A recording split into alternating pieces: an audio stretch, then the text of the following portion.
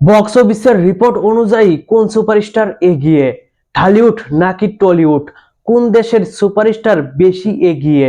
টলিউডের superstar দেব নাকি জিৎ, নাকি ঢালিউডের superstar megastar Shakib Khan? কে box অফিসের রিপোর্ট অনুযায়ী সবচেয়ে বেশি কালেকশন দিয়েছে? সবকিছুই বিস্তারিত আলোচনা করব আজকের ভিডিওতে। বক্স অফিসের রিপোর্ট অনুযায়ী সবার পিছনে থাকে সুপারস্টার জিৎ, যিনি টলিউডের একজন জনপ্রিয় নায়ক, যিনি একসময় টলিউডে অনেক হিট সুপারহিট ব্লকবাস্টার সিনেমা দিয়েছিল। তার প্রতিটা সিনেমায় হিট সুপারহিট হয়েছিল। কিন্তু রিসেন্ট টাইমে সুপারস্টার জিতের বেশ কিছু সিনেমা হিট সুপারহিট হচ্ছে না, বেশ কিছু সিনেমা রিকভার করতে পারছে না বাজেট। ইয়েস, সুপারস্টার জিতের এখন সময়টা খারাপ যাচ্ছে। তবে তিনি কিন্তু অনেক দিন থেকেই টলিউডে অনেক হিট সুপারহিট ব্লকবাস্টার সিনেমা দিয়েছিল, কিন্তু বর্তমানে সে চেষ্টা করে যাচ্ছে, তবুও ব্যর্থ হয়ে যাচ্ছে। কিন্তু সুপারস্টার জিৎ যে টলিউডের একজন জনপ্রিয় অভিনেতা, এই কথাটা কেউ অস্বীকার করতে পারবে না। আমি নিজেও কখনো অস্বীকার করব না, কারণ সুপারস্টার জিৎ এই ইন্ডাস্ট্রিতে, টলিউড ইন্ডাস্ট্রিতে অনেক কিছু দিয়েছে। এখন হয়তো তার সময়টা খারাপ যাচ্ছে, কিন্তু ভবিষ্যতে সেও হয়তো কামব্যাক করতে পারে, কামব্যাক করবে। যেমন বলিউডের সুপারস্টার বাদশা, কিং খানের কথাটাই দেখুন না, সেও কিন্তু একটা সময় ফ্লপ দিয়েছিল, এখন সেও পাঠানের পর থেকে একের পর এক ব্লকবাস্টার ইন্ডাস্ট্রি হিট দিয়ে যাচ্ছে। কার সময় কখন ভালো হবে, কখন খারাপ যাবে, সেটা কেউ বলতে পারবে না। হয়তোবা সুপারস্টার জিৎ খুব শীঘ্রই কামব্যাক করতে চলেছে।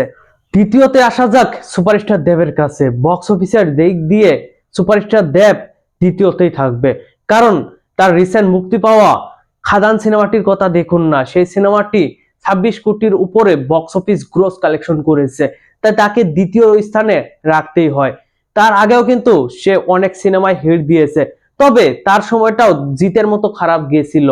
রানিং কয়েক বছর সেও ফ্লপ দিয়েছিল, তবে এখন তার সময়টা ভালো যাচ্ছে। সে একের পর এক হিট সুপারহিট দিয়ে যাচ্ছে, ব্লকবাস্টার দিয়ে যাচ্ছে। সুপারস্টার দেবের রঘু ডাকাত সিনেমাটি যদি খাদান সিনেমাটির রেকর্ড ব্রেক করতে পারে, সেটা আরো অনেক বেশি ভালো হয়ে যাবে। বক্স অফিসের দিক দিয়ে সবার প্রথম, সবার সেরা মেগাস্টার শাকিব খান, যিনি ঢালিউড ইন্ডাস্ট্রির মহারাজা, মহারাজ, মহাকিং, যাই বলুন না কেন, সব উপাধিতে সে সেরা।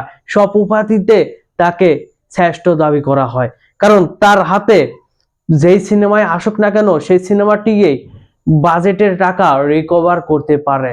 সুপারস্টার জিৎ দেবের মতো মেগাস্টার শাকিব খানের দিনও এক সময় খারাপ গেছিল। 2018 থেকে 23 পর্যন্ত তার সময়টাও খারাপ আসিল, তবে বর্তমানে সে একের পর এক ইন্ডাস্ট্রি হিট দিয়ে যাচ্ছে। সেই প্রিয়তমা থেকে শুরু করে বরবাদ পর্যন্ত প্রতিটা সিনেমায় যেন এক একটা রেকর্ড আরেকটা ভেঙে যাচ্ছে। এখন তাণ্ডব সিনেমাটিও আসছে, সেই সিনেমাটিও নতুন রেকর্ড গড়তে যাচ্ছে। প্রিয়তমা সিনেমাটি 42 কোটি টাকার উপরে বক্স অফিস গ্রোস কালেকশন করেছিল। তুফান সিনেমাটি 56 কোটি টাকার উপরে বক্স অফিস গ্রোস কালেকশন করে।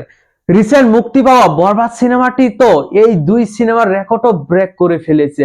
ইয়েস, বরবাদ সিনেমাটি ইতিমধ্যে 80 কোটি টাকার উপরে বক্স অফিস গ্রোস কালেকশন করেছে, এমন তথ্যই পাওয়া যাচ্ছে। ইয়েস, এমন তথ্যই পাওয়া যাচ্ছে। তাহলে ভেবে দেখুন কোন সুপারস্টার এগিয়ে থাকবে বক্স অফিসের দিক দিয়ে।